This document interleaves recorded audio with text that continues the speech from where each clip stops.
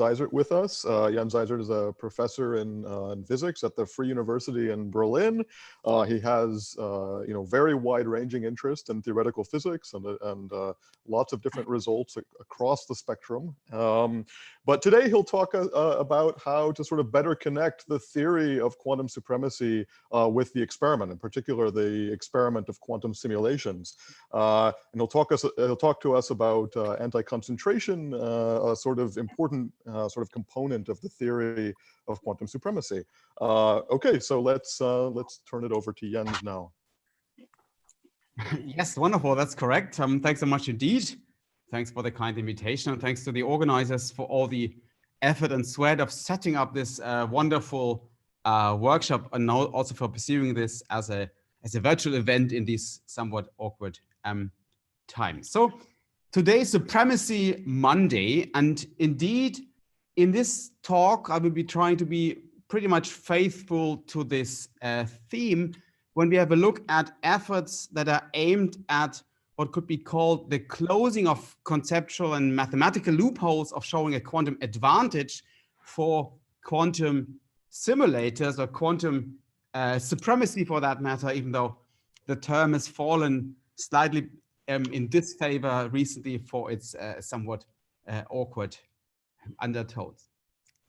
Now, there's little denying that the development as well as the excitement about actually building quantum computational devices is going through the roof recently. I mean, several protagonists, largely from the US industrial sector, including Google and IBM, have reported the development of superconducting devices of an intermediate size ranging from like 50 to 100 qubits. And even if they may be noisy and the devices may fall short of being fully fault-tolerant short-class quantum computers, it does seem fair to say that such devices were completely in the realm of science fiction until not very long ago, when the idea of quantum computing, to be fair, was largely an extremely stimulating theoretical idea.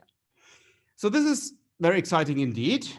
But before more ambitious aims about reaching, can be reached, like thinking of fault-tolerant quantum computers, a positive answer to the following question must be reached as a milestone along the way, which is, can we hope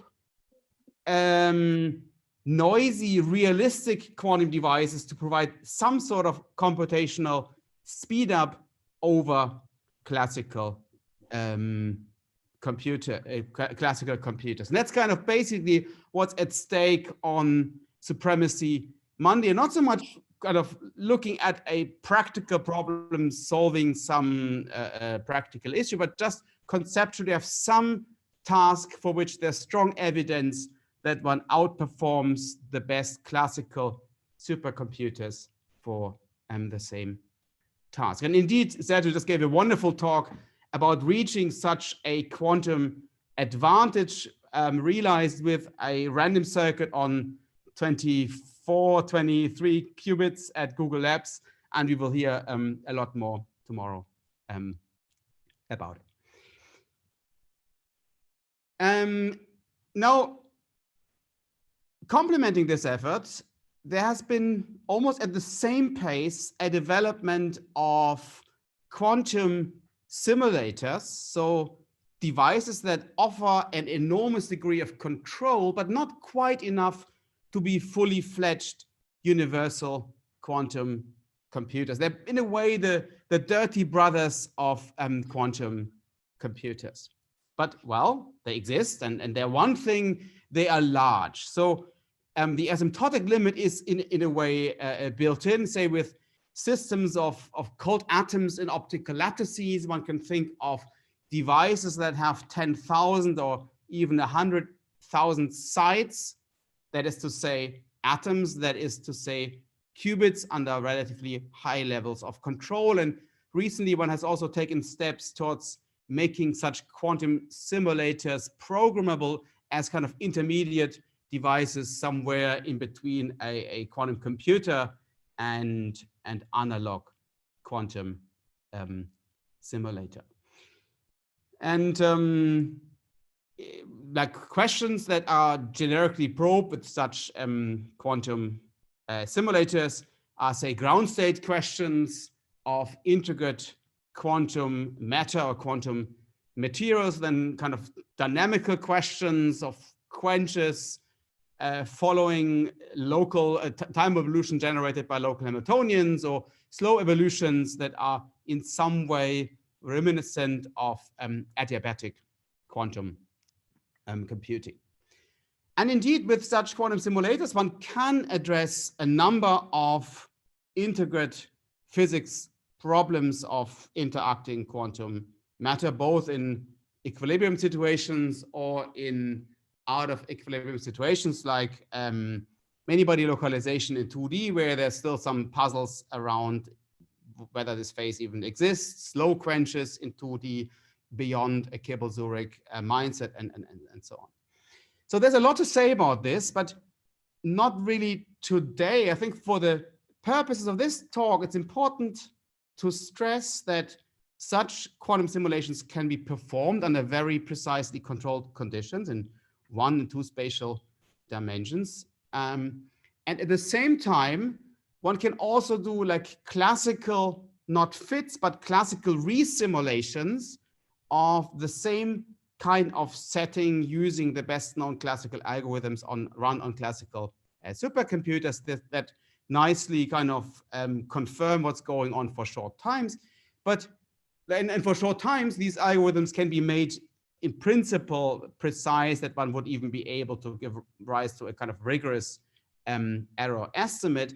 However, in time, one faces the interesting situation, there will be some growth of entanglement so that the common tensor network methods will kind of reach a barrier from which on one can no longer go further to even faithfully represent the states at hand. So this generates the interesting situation that, well, the experiment runs on. Why would nature care of what we can run on our classical supercomputers, where the classical simulation is rather used to build trust in the very functioning of the quantum simulation in the first place. So these are kind of baby steps, of course, but in a somewhat interesting direction, in that in this mild sense, and that's sometimes underappreciated, that quantum simulators that exist with present technology are in some way already outperforming the best classical tensor network algorithms for the same type of algorithm to date, in that short times can be assessed, but long times not. 1D can be assessed, but 2 times not, or settings of this kind. Of course, one can always, I mean, for physicists, that's often good enough, I mean, to have an advantage of that kind. But to be fair, there's always the kind of devil's advocate argument that one could find a better classical simulation algorithm, a clever technique to kind of tackle the same problem at hand. So to be safe against an argument of a lack of imagination, one must prove the hardness of the task that's at stake in a complexity theoretic sense, in using a language of computational complexity. And this is basically what's at stake on Supremacy Day, on showing a quantum advantage over a classical computer in one way or the other. So what we have a look at in the rest of the talk is in what way we can think of schemes showing a quantum advantage, not so much on like complicated or intricate quantum circuits amounting to high levels of control, but in a similar, simple fashion based on short time Hamiltonian evolution that's in some ways reminiscent of a analog Hamiltonian quantum simulation. Then what advantage would that have? We will see that kind of this acute element coming in the way such settings can be more stringently verified in their functioning compared to other schemes that show a quantum advantage.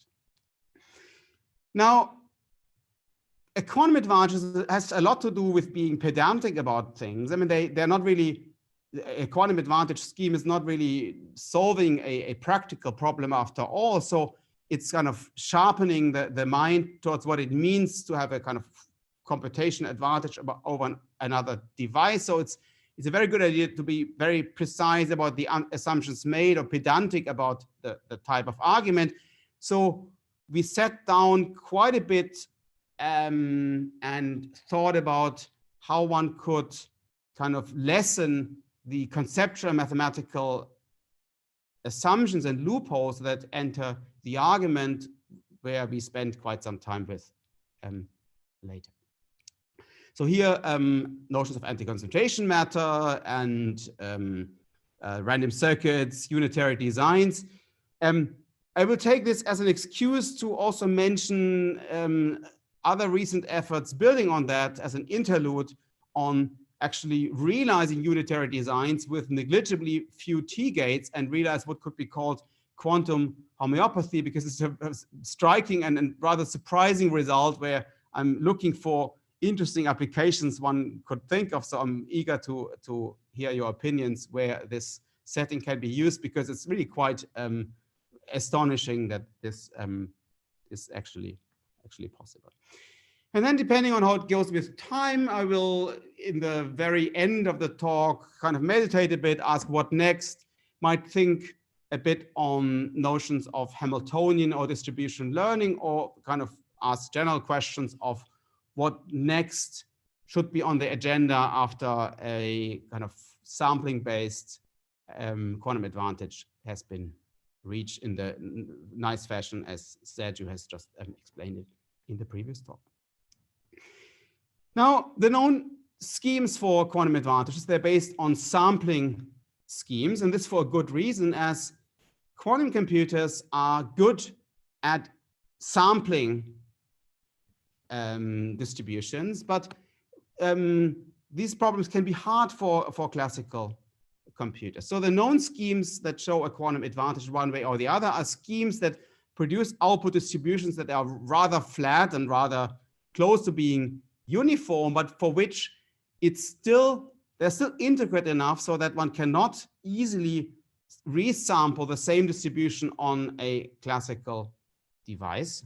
Or more specifically, the sampling from a distribution that is close in the right sense, like in the total variation distance of a random circuit, is kind of computationally hard with high probability over circuits if the random circuit is sufficiently long, under assumptions that I will make more precise towards later parts of the talk. There's several variants of that.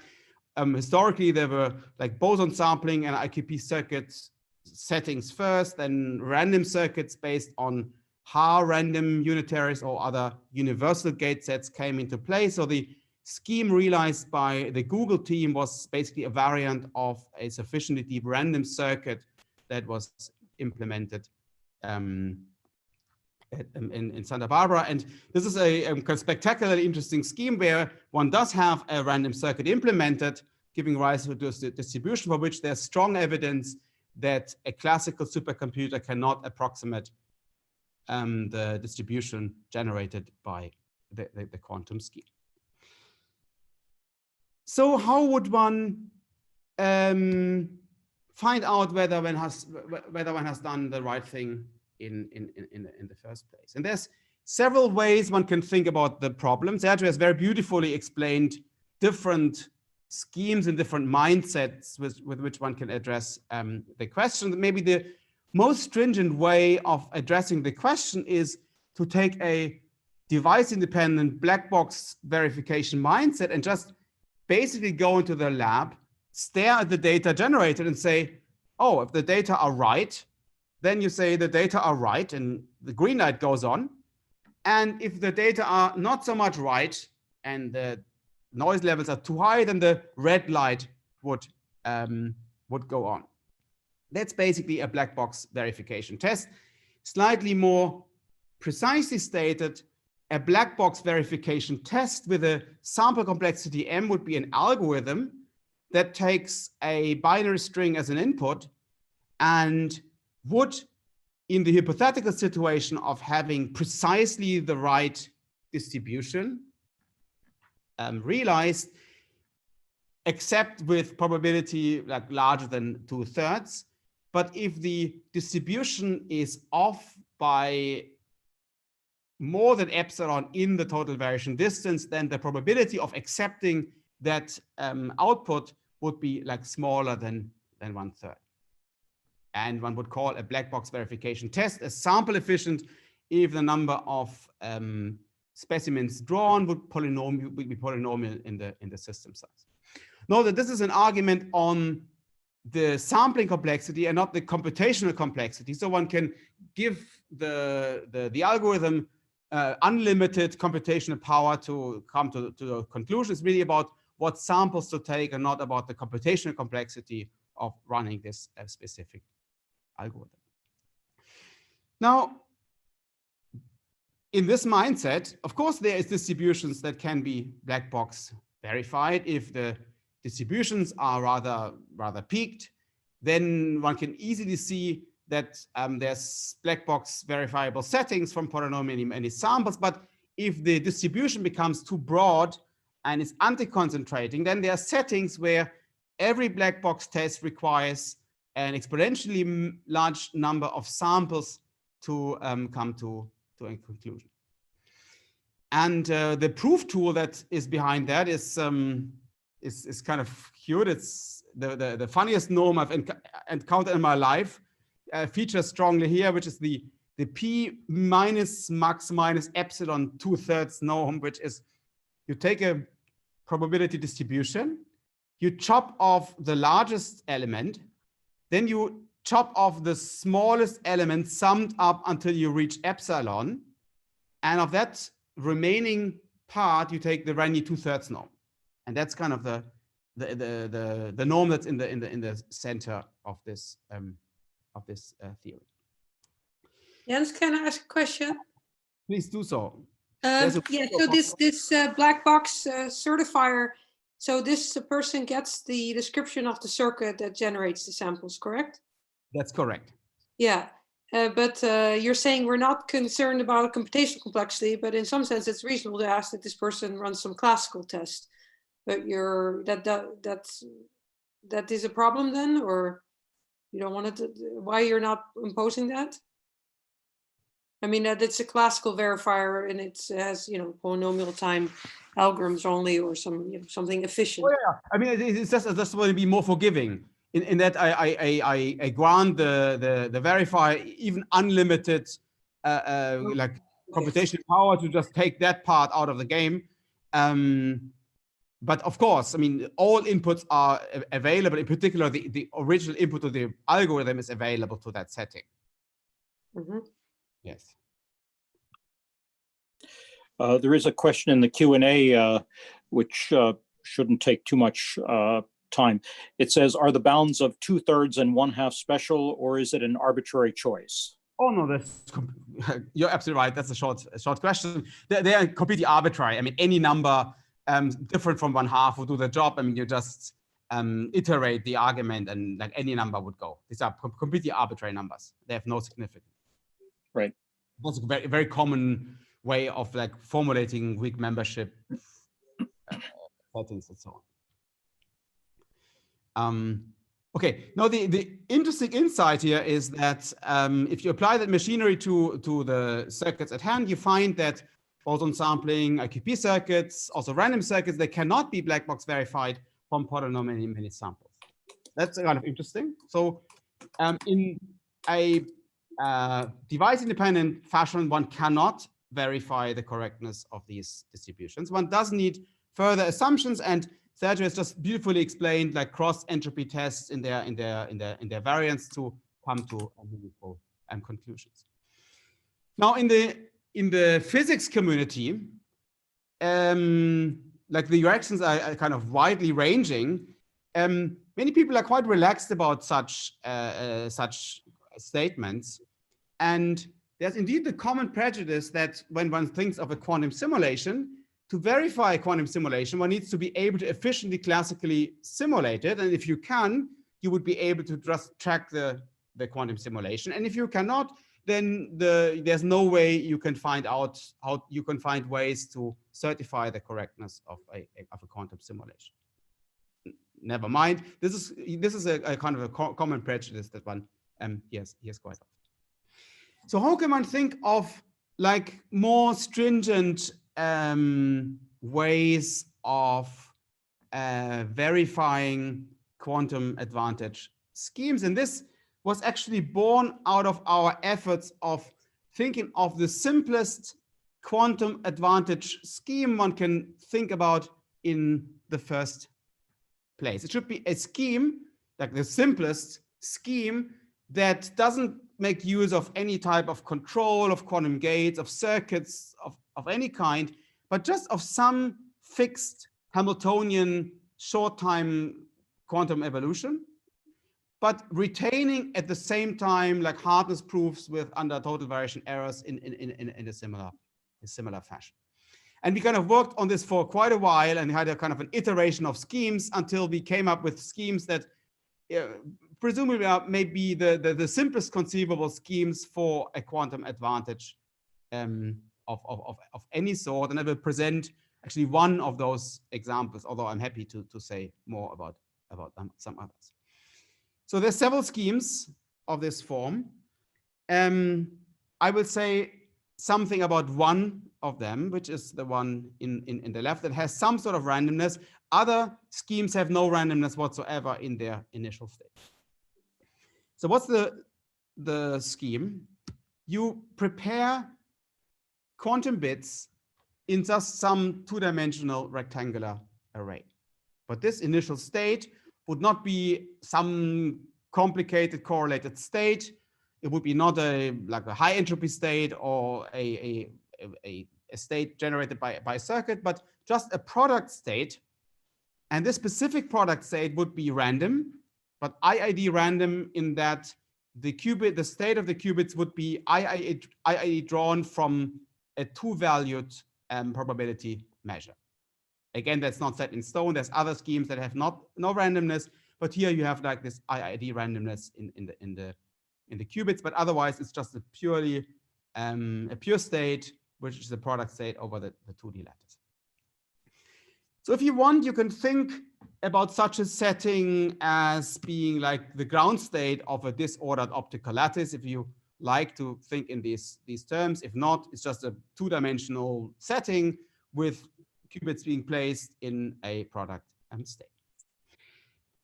Now one lets the system go and evolves it in time under the, to my understanding, simplest Hamiltonian I'm aware of, namely the nearest neighbor Ising model with perfectly commuting terms, and not for long times, but in fact for just 1 unit of time in the units of the coupling strength. So you just apply it once and that's it. So since all terms are commuting, there's hardly any entanglement generated in the entire system. I mean, everybody sees only the neighboring system. Or think in quantum circuits, if you want to. It's just a unit depth circuit. So there's hardly any long range entanglement.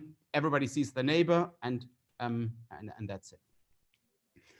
Now, with this metaphor of cold atoms in optical lattices, this is interesting that this was not only done or is not only conceivable as a setting in cold atoms in optical lattices, but in fact, this was one of the historically earliest experiments that have been done at all in the first place by a team where all these now leaders in the field were still all in the same group, including Hensch and Bloch, Greiner, and so on in 2003, where they looked at this controlled collisions, basically realizing a controlled Z gate in the hyperfine levels. This was some experimental prescription. Only later, it's interesting to note, the idea of a cluster state was born out of that specific setting, and then the idea of a measurement-based quantum computer was actually building out of this scheme of controlled collisions of cold atoms in optical lattices. And the third step is you just measure all qubits out in the X spaces. Now in optical lattices, again, sorry for this metaphor, if you think in these terms, one can do single-site addressing with the atom gas microscope within some limits. This may be technologically the most demanding step because it has to be rather accurate, but again, there are several ways one can think of just measuring out all qubits in the X spaces. There's no conditioning, no post-selection, no nothing. You just generate images of a type, and that's it. So the scheme is product state, 1 unit of time of a commuting Hamiltonian, and measuring all out qubits in the X space, and that's. So this is also borderline classical because there's no conditioning, no quantum gates. There's also hardly any entanglement in the system. You could easily compute all expectation values of local observables by just conjugating the circuit. Anyway, interestingly, this is a scheme this is a quantum supremacy scheme. So indeed, sampling up to a constant total variation error from constant time evolutions of 2-dimensional translation variant Ising Hamiltonians is impossible, assuming 3 ingredients, namely anti-concentration, in that most output distributions are not too peaked. I come to that in a minute. Average case hardness, in that the average case instance is just as hard as the worst case hardness. And well, the polynomial hierarchy is infinite. Like P being NP would lead to a collapse of the polynomial hierarchy on the lowest level. This is presumably the least worrying assumptions of this. And under these assumptions, one finds that this scheme that has no gates, no control, no randomness along the way, just product states, 1 unit of time evolution, and sampling out the setting is a quantum supremacy scheme of this type. So how does the argument roughly work in a few words? So there's again no gates, no conditioning, and so on.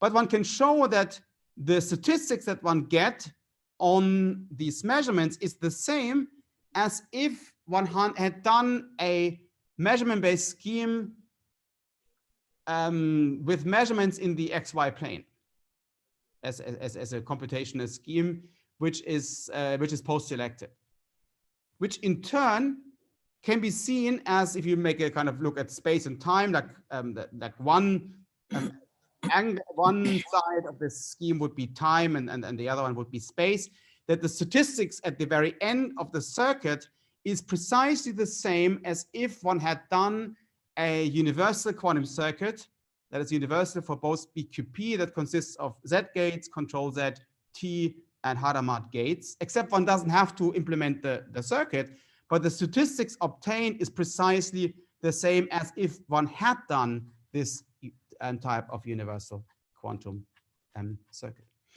And that's good enough to show that the output probabilities are sharply hard to approximate, which means that the sampling of a distribution from that distribution is hard up to very small, like unreasonably small multiplicative errors in the setting.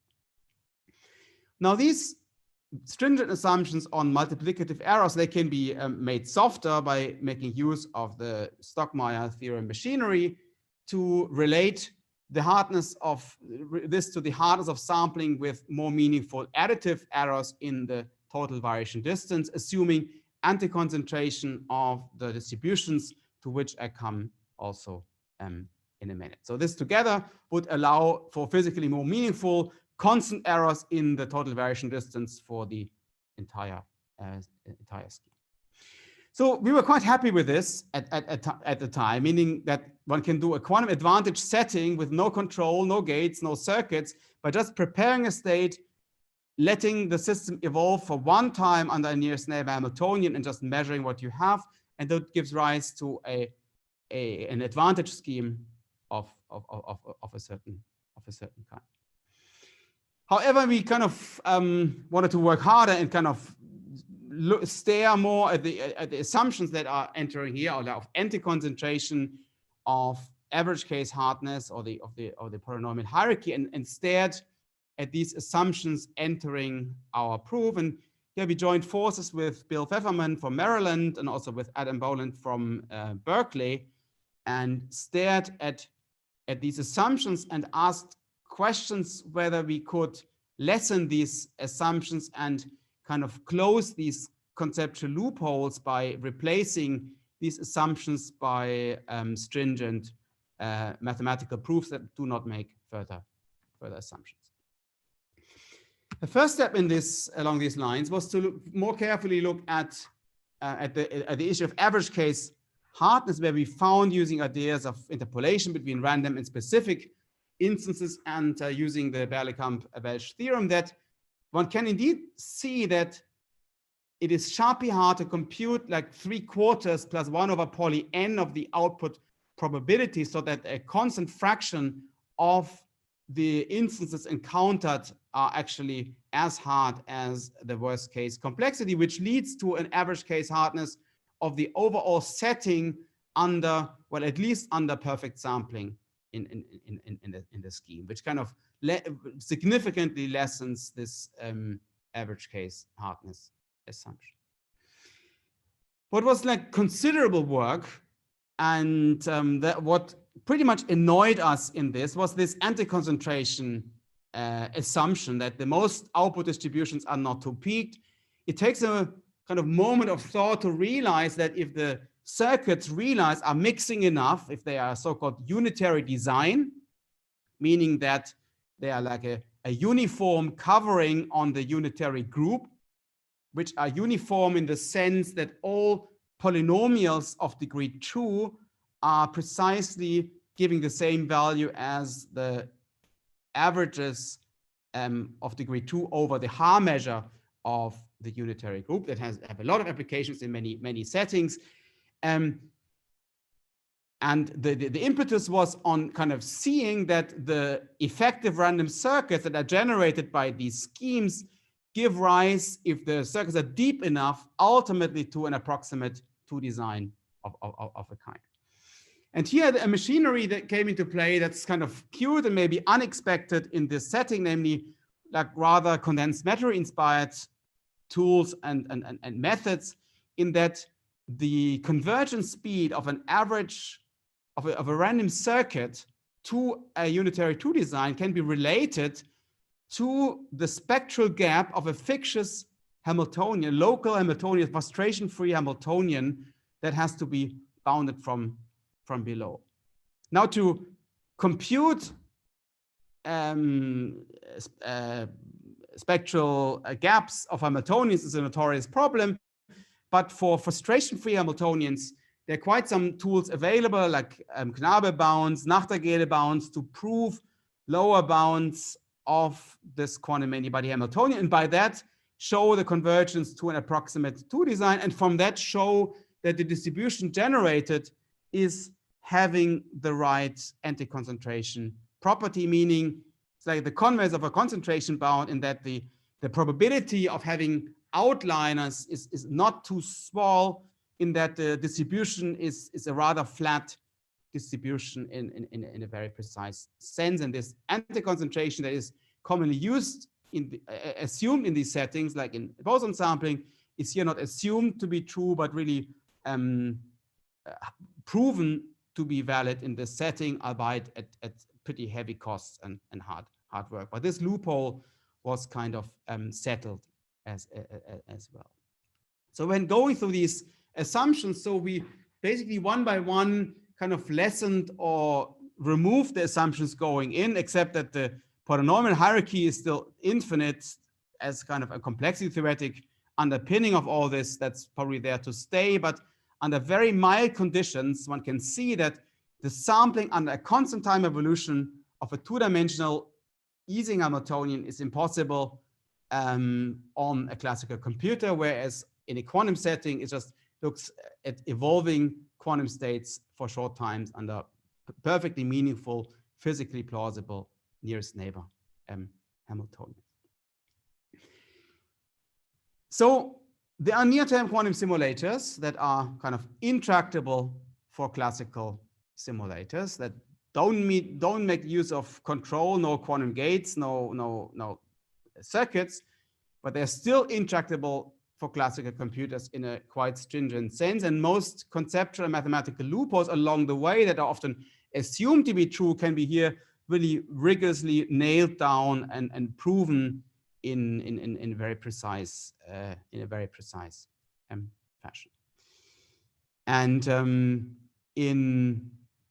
along the way, we kind of developed tools on how to get unitary designs that are the kind of the as random as possible collections of finite unitaries that precisely capture the Haar averages up to polynomials of degree t. And motivated by all this, because unitary designs are not only important in supremacy schemes, but they are ubiquitous in quantum information. They play an important role in randomized benchmarking, in studies of scrambling, of quantum chaos, of like lots of settings like in quantum thermodynamics. You want to see how far we can go here and think of constructions of higher order unitary designs coming out of that in the first place. And while two designs are relatively easy to get, for example, with random Clifford operations that also play a nice role in fault-tolerant quantum computing, they give rise to approximate two designs, where approximate refers to approximate designs in diamond norm. It's very difficult and notoriously annoying to think of unitary designs beyond two designs. So random Clifford operations, they just don't do it. They gracefully fail to be a 4 design by a split margin. So one has to think for gate sets that are universal to think of like general constructions of unitary designs of a kind. So we can ask, great, so Clifford operations don't give rise to designs, to unitary designs. So one does need universal gate sets to do the job, but how many expensive T gates in a mindset of T gates, which a T gate counts that capture the expensive part of a circuit. So how many expensive T gates are needed to uplift a kind of 2 design from random Cliffords to a full T design for arbitrary orders of T? And the argument involved is like very technical, but the answer is striking and strange and not very technical at all that I would like to share, which is, well, one can get designs, one can realize epsilon approximate unitary T designs with a circuit depth that goes like T to the power of 4, where T is the order of the design, and polylog T and log 1 over epsilon in the error of the design. But with a number of non-Clifford gates that doesn't even enter the system size, like independent of n. So you have a Clifford circuit that's not powerful, and then like you sprinkle in like salt the non-universal T gates, but you don't have to put in very much. It's like a sprinkle of salt of T gates that uplift a random circuit, Clifford circuit, that's so mixing to a fully T design random circuit where the number of non-Clifford universal gates that you put in is completely negligible in the setting. So the system size does not even enter. May say something about the proof tools later about this, but it's kind of interesting that one can achieve quasi-randomness with many applications in quantum information and in devices with negligible T-gate counts as a theorem, but we're just exploring experimental implications in scrambling, in notions of quantum chaos. There must be some around. So if you have ideas of what to do with this seems like a highly surprising and strange result. There must be something one can do with it. So if you have ideas, please contact me and we can kind of further think about these matters. So this brings me pretty much to the end of my presentation. So we have Jens, maybe, Jens, can I ask, there is a question from the audience. very good. Of the previous, on the previous slide. Very good. For this approximate T unitary design, what is the dependence in T of non-Clifford gates? What is the number of non-Clifford gates? You know, this is another order in my head. This is a higher order in T, but I do not quite know this out of my head. It's like very few. I mean, the point is it's independent of N, but the number of non-Clifford T gates will depend on T, of course. And this will also be a higher power. It's more than 4. Some power of T. Okay, so T2. Yeah, I mean, this is right. So this it's unsurprisingly maybe more expensive in higher T, but completely independent of N. And I mean, if you accept that most designs, I mean, the interesting bit is like 4 designs. If you don't have 2 designs, then like T is basically like a constant. But I mean, indeed, I say I will give a better answer how that scales in T for the non-Clifford contributions to get a T design.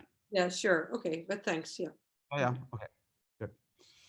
Okay, so that brings me to the end of my talk, which is good. 39 minutes. But there's one more desirable feature that I would like to share, which is along the lines of closing loopholes in a way, which is that the type of verification that's in store for that type of architecture is in a way more direct, more powerful than in other schemes, which is it is in a way a verifiable scheme. One can perform measurements like of the order n measurements, like local measurements that can be accumulated of a type that's very similar to the sampling that one does anyway.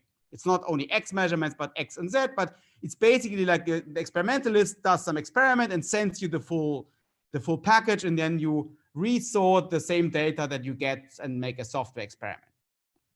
So from local data, you can assess the noise levels that you have in the system, and if the noise levels are too bad, you say, oh dear, the noise levels are too bad, I have to give up, I have not achieved my goal, the setting is too noisy.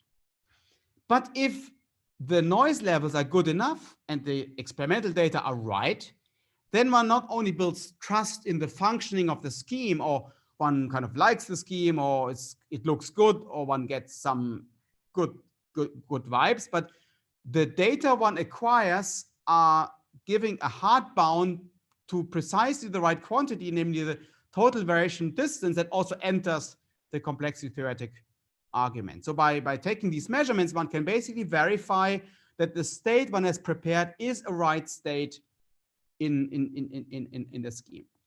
I mean, this is not device independent. One does need quantum devices. They don't have to be perfect, but they're not completely assumption free. They're like quantum detectors. But other than that, one can really measure out the full state and has a stringent verification of a quantum advantage scheme. And then you say, oh, great. But if I can do that, what comes out? What's the outcome of the computation? And then you say, you don't know. You have to do the experiment. You can only verify that the state is correct, but you cannot make predictions on what this will deliver in the sampling experiment. It's kind of cute. It's also philosophically cute that you can find out that your preparation is right without being able to make predictions for the subsequent measurements in sampling experiment. But you can, in a rather strong way, certify the correctness of the quantum advantage scheme, which of course is a consequence of the specifically simple architecture in the first place that makes use of a unit depth circuit in time. So you can approve and certify the setting, and we've also joined forces with Innsbruck to realize this setting in the lab. So I mentioned this common prejudice. Well, judge for yourself that to verify quantum simulation, one needs to be able to classically efficiently simulate this this device. Well, I mean, it's often stated, judge for yourself, but the good news is it's not quite right anyway, in that there are some delicate situations, some delicate quantum simulation that can be verified in a very strong sense, in a like unambiguous sense almost, even if an efficient classical simulation of the same problem is completely out of reach, which generates a very intricate and interesting state of affairs. Okay, so that brings me to the end of my talk. We looked at analog quantum simulators that already outperform good classical algorithms in a kind of more hands-on, more physicsy way. But also relating to what Sergio has talked about in his beautiful talk as an opening talk of this event. There is the hope that feasible quantum devices do show a super polynomial speed up for the same type of problem over classical supercomputers, and all this effort is not solving like world peace or hunger or a practical problem. It's more of a conceptual type in that the schemes are not fault tolerant, but they can be certified. It's kind of a bell test for quantum computing, even if simulators exhibit a quantum computational speed up. We just want to show whether such a setting is conceivable in principle. That's great. But of course, there's more to come. That can only be a first step, but everybody says that. I'm not originally in this assessment. Of course, you would want to be closer to physically more interesting schemes. We made some baby steps in that direction, but that's really a baby step. More excited we are about our efforts of seeing a quantum advantage in distribution learning in ways where one can see that certain quantum oracle access can show an advantage in distribution learning compared to only having classical oracle access to a distribution where arguments of currents and pseudo-random functions come into play to show this separation. Then if a way forward is to think of analog simulation in the first place that tackle interesting problems, one better knows that the analog simulation is doing the right thing after all. I mean, this is something that I have not really spent much time with, but then this question comes back on the radar. And with the Google team, with our friends around Pedram Rauschen and Ben Chiaro, we are really at high speed trying to finish a paper on robust learning, Hamiltonian learning of quantum simulators, showing that from data alone, one can infer that the Hamiltonian one actually has in the lab is fairly close to the anticipated Hamiltonian one would like to see in the lab. And this problem, despite sounding very trivial, is a pretty intricate and nasty question if you want to have a robust learning algorithm where ideas of super resolution come into play and a bit of non-convex optimization. We had to work quite hard to have a scheme that is actually in a reasonable fashion robust to noise. And anytime, I hope this paper will come out. So as my last ASCII line, we are all aware that there's some massaging of quantum algorithms in depth and size. So one can kind of play with circuit depth versus system size. So this scheme that we had a look at here, or that was in the center of the presentation, is interesting in the way it constitutes the extreme form of such a trade-off, in the sense that the circuit, if you want to see the time evolution as a circuit, was actually a unit depth circuit. So it's only space and no time. There's hardly any entanglement in the system. It's unit depth, only space, and you still get a computation advantage of this unit depth quantum device over the best classical supercomputers. And with this, I thank you very much for your attention. I'm looking forward to the questions you might potentially have. Oops. Thank you very much for your attention. All right, thanks, Jens. See, should we wait for some questions?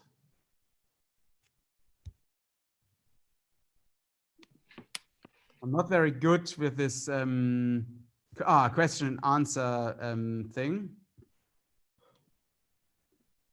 Okay, I'm just opening it.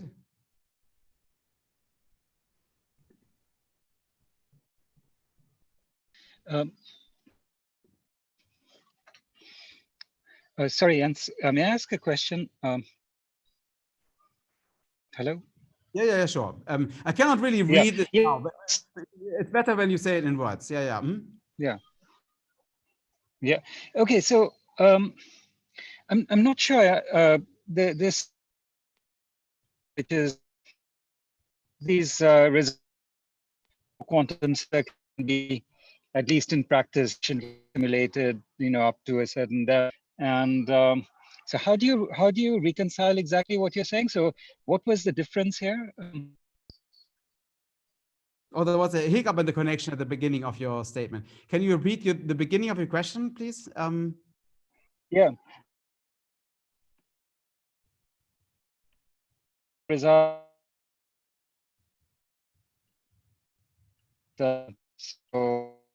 at least in practical terms. So what is that square away with what you're doing? Is a slight difference in setting, or what's the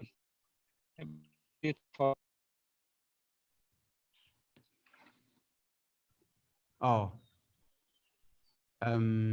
Yeah, Uma's connection is really bad, so. Yeah, I'm not sure. I mean, I'm sorry.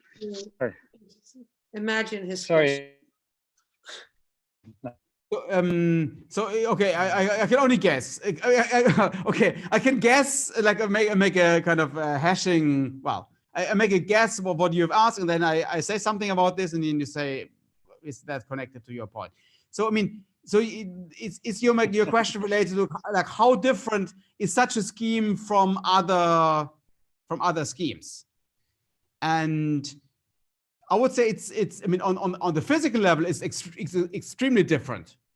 I mean, the key insight is that in a setting that's physically extremely different, I mean, there's no gates, there's no conditioning, there's no, I mean, even the topology is largely of no relevance and so on. And in a very different setting, you can formulate a scheme so that the output statistics that you encounter is actually provably very similar to the output statistics in random circuits that have been analyzed also before. So the kind of the big step is to see that physically extremely different settings relate to a machinery of random circuits and so on that has been established before. But given that the scheme is so different, you've also other tools available like local certification. I mean, you just make local measurements, and since there's hardly any entanglement, you just have to look at very small supported objects to fully learn the state in all detail and glory, which you wouldn't be able to in any other scheme. You kind of see what I mean? Or have I answered a random question on a random part of your question? Yeah, sorry, I'll have to ask you later because maybe my connection is okay. Really bad. So. Oh, I'm sorry. Yeah, but I would love to hear what you have to say. I catch you up later.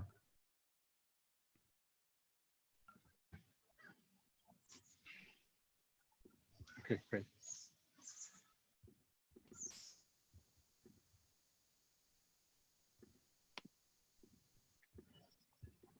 There's a question and answer thing.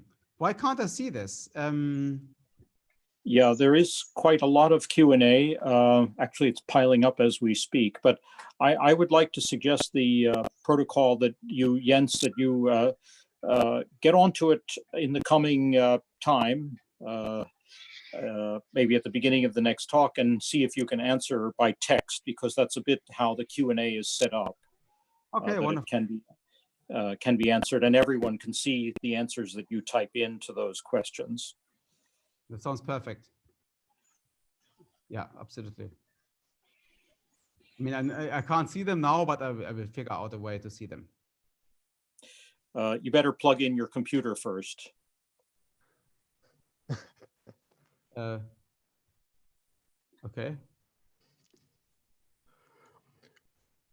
Okay, great. So I don't know, can we all thank the speaker again virtually? Yeah, thanks a lot. Okay.